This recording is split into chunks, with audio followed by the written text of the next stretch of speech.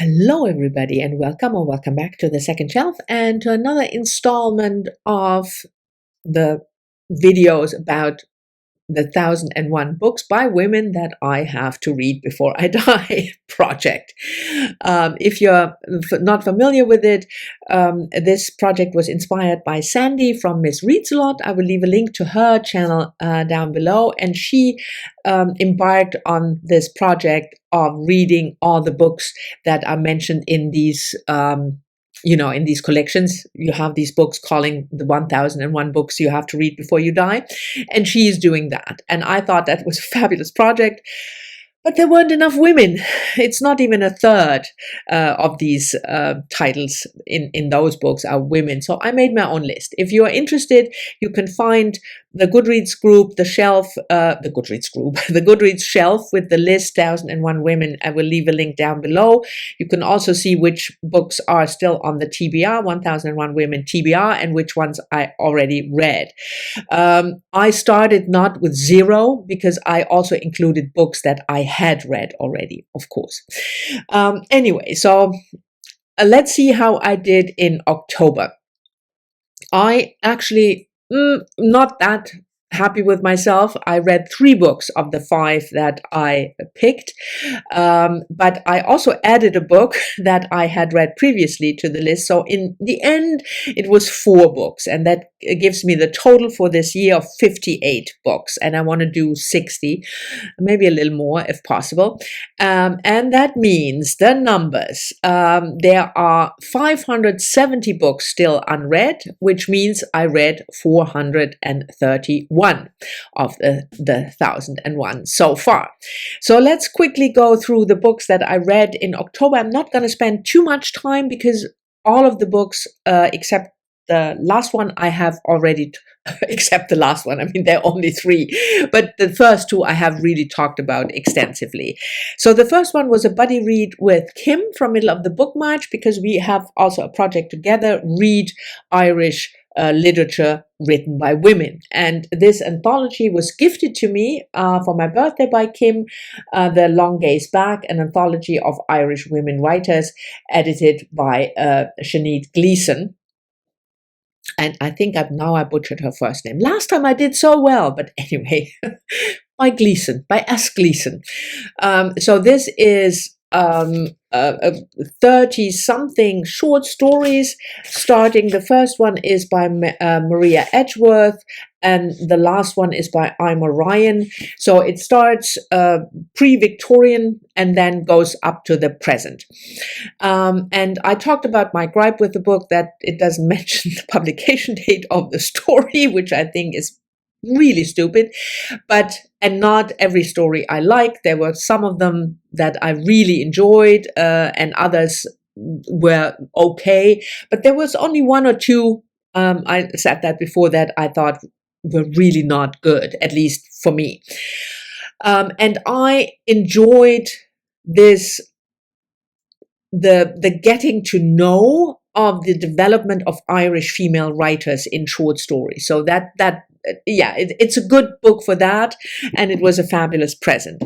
The next book was also a buddy read with Heidi, this time from my reading life, and we read Radium Girls by Kate Moore, published in 2016. And I talked about this book at length. It's a fantastic, albeit horrific, story starting in the First World War around 1917 in the US, looking at 2 factories that produced luminescent watch numbers. How do you call that? Dials. Dials. That was the word, dials. And in order to get the numbers to be luminescent in the dark, you can see these women painting the numbers with a powder, and that powder contained radioactive material. And they put the brush in their lips, and horrible. Most of them really experienced horrible diseases and death at a very young age. And this book looks at these women and at the court cases, the quest to get justice, and it's absolutely fabulous. It's not an easy read because the author doesn't shy away to describe the illnesses and the afflictions that the women get from the radioactive poisoning. But it's fantastic. Really well researched, extremely engaging, well written. Yeah, was a pleasure. And the last one is buddy reads. If I didn't do buddy reads, I probably wouldn't read as much because the last 2 months were kind of a slacker month for me. So it's thanks to the buddy read that I still read as much as I did. So the last one was a buddy read with Terry, who used to be on YouTube but is still on Instagram, and we read this classic together, Anne Radcliffe, The Mysteries of Udolpho, published in 1794. This is considered one of the first Gothic romances with a Gothic villain. You can see that, the atmosphere on the cover, this painting by Caspar David Friedrich,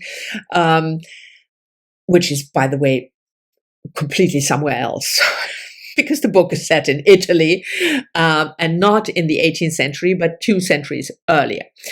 And it follows the woman Emily St. Aubert, and she lives with her loving, enlightened parents in a rural isolation. And the mother dies, then the father dies. She's an orphan, and then she is taken in by her aunt, who just married the Gothic villain Montoni. And then she goes to this castle, Udolpho, and weird things happen there. And she has fallen in love, but with a French guy, Valancourt, but it's not a lot. So you know the setup. What I will say is, this book made me realize how much faster we are. To how much more fastness we are used now in movies and books, because this book is really slow. It's long, also 600 and something pages, and it takes a good chunk, 200 pages, before we even enter the castle. So also, most of the book is not in that castle. It's maybe 10 or 20% at the most that we are in the castle. So I had a completely wrong idea about the book. I thought it would be, set up in this gloomy castle, a bit dilapidated, and there would be a lot of fog and ghostly, apparitions, stuff like that. Well, we have some groaning and some weird music, but most of the book is, I said to Terry, it's like a road trip book, because most of the time they are traveling.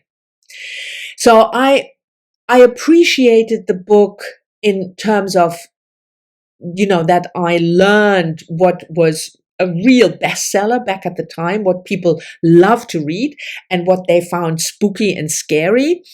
But it's not a book that I would say I found entertaining, or, it was just too slow. But that's often the case with classics. Terry said that, rightfully so. We read classics also for different reasons, not just to be entertained, but because we want to know what somebody 200 years ago, and more than 200 years ago, wrote, and why that was such a compelling read back then. So I'm happy I read it, but it's not a book that I find entertaining, really. Okay, so let's, I already mentioned the numbers, and we have a t-shirt situation here again, like it's often the case. Anyway, I already mentioned the numbers, so let's just move on straight to the books that I picked for November. Of course, the November picks are heavily nonfiction, because it's nonfiction November. I have 4 nonfiction and 1 fiction. So I picked 5 books because I really want to try to make up for those 2 months, September and October, where I didn't read as much as I hoped I would. The first one I already started, and I talked about it in my recent reads last Sunday, and that is a memoir, A Bite of the Apple by Lenny Goodings, published 2020. and it's the account of Lenny Goodings, who worked in the 70s, started to work for Virago Press, then founded, 1973, founded Feminist Press, publishing almost exclusively female authors, mainstream authors, but also really, cutting edge feminist writings that were considered controversial. And Lenny Gooding started in 1977 at Virago as a publicist, and this is her memoir. And I'm about a third in, and I'm loving it so far. The next one, let me see my list that I follow the list. You always have to follow the list. Yes, is another Kate Moore, the book, The Radium Girls, and her latest is this one, The Woman They Could Not Silence, published 2020 or 2021. Well, the correct date is in the show notes. And I'm reading this with Sandy from Ms. Reads a Lot. So we have the same project, 1001 books, even though her list is different from mine. And occasionally we also read a book together, but I don't think that this book is on her list, but it's definitely on mine. We follow the story of Elizabeth, what's her last name, Packard, who was a Victorian housewife, your regular married Victorian well-to-do woman, and then she discovered feminism and the first conference of women's rights, and her husband didn't like it and considered her mad and had her confined to an asylum. And then she meets women there in the asylum, a lot of them also well-to-do women whose family or husbands thought, well, that's not how a woman should behave. That's not proper. So she must be mad. Let's ship her off into an asylum. Yeah, it's infuriating. So I'm really looking forward to this one, obviously. Then the next one is a translated work of mostly nonfiction, but also some fiction, even though I hauled this book and we have the t-shirt situation again. We're just going to roll with it. Sorry about this. I hauled this book, or it's part of my nonfiction November TBR, but it's actually there's also fiction included. Anyway, it's Chinese author and revolutionary Ding Ling. Selected writing, I myself am a woman, translated by 20 different people. That's why I don't mention a translator. If you can look at this, these are all the translators. Well, you can't see it, so here. All the translator, published in 1989. And one of my subscribers commented that she read it and it's kind of dry. And I'm kind of afraid that it would be. Ding Ling was a Chinese revolutionary during the Mao times. But I'm still interested, so I will give it a try and maybe not read every single one of them.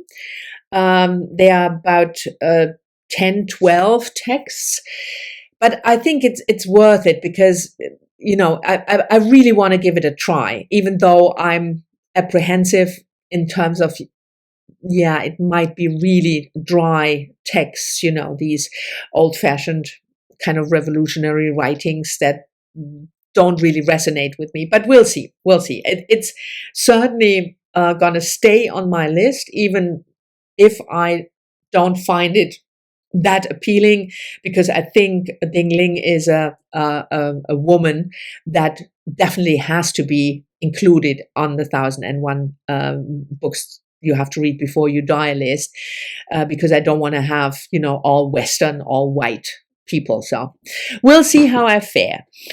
And then the last a nonfiction is a short one, and it also qualifies for Skoden Readathon, which is going on in November, which is the Indigenous Readathon, and that is Robin Wall Kimmerer, Gathering Moss, A Natural and Cultural History of Mosses. And this is also the November pick for the Book Naturalists Book Club, run by Heidi of My Reading Life and Doris from All the Books.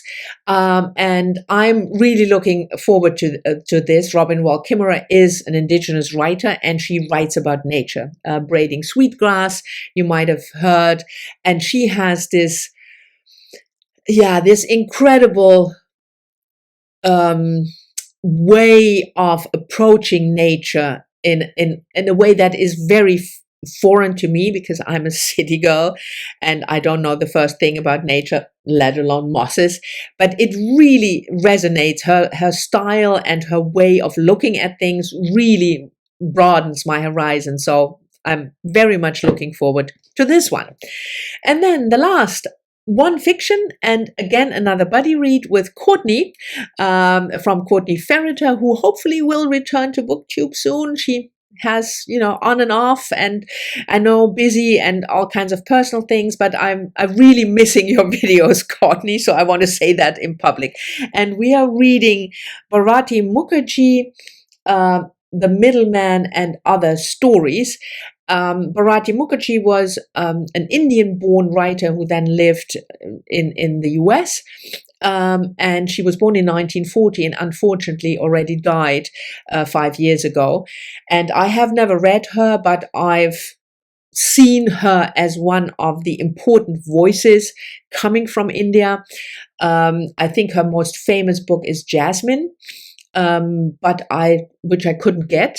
I think that's why I bought the stories, and Courtney was interested as well. She wanted to read Mukherjee, and I think she has read some of Mukherjee's books. Yeah. Anyway, so this is the pick for fiction. So 5 books that I hope to get to. Fingers crossed, because I really want to make some progress, so that I can start next year, maybe even. I would love to read 10 more this year, so 5 this month and 5 next month, so I can start with 560 books left. That would be a number that would appeal to me. Anyway, so this is my progress for the project 1001 Books by Women that I need to read before I die. Thank you very much for watching. I hope you've enjoyed it. As always, let me know in the comments whether you read any of the books, or if you have suggestions. If you look at my list and you think I'm missing something, there's one thing: the book has to be available in English. So that sometimes if it's not translated into English, unfortunately I can't include it. But if you have books, especially from the non-Western canon, but from, I don't know, Africa, Asia, South America, I don't know, and it's not on the list, let me know. And I'll see you all soon in the next one.